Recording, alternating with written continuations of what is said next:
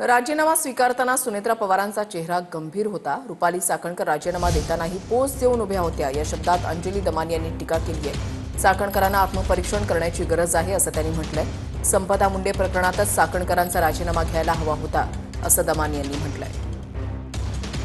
महाराष्ट्राची पहिली स्त्री उपमुख्यमंत्री झाल्यानंतर त्यांनी महाराष्ट्राच्या महिलांसाठी अनेक गोष्टी करणं अपेक्षित होतं, पण 3 दिवस जेव्हा कळस झाला, सगळ्यांनीच पत्रकार परिषदा घेतल्या, त्यानंतर त्यांनी तो राजीनामा स्वीकारला।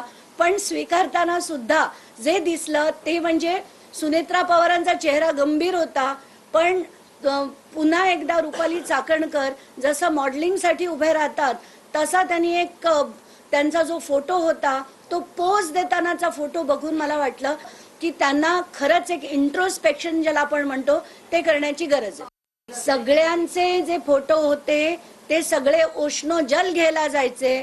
तुम्ही महिला आयोगाच्या अध्यक्षा होता आणि असं असून सुद्धा तुम्ही केक खाताय, पाय पुसताय, पायावर डोकं ठेवताय, हे आक्षेपार्ह आहे।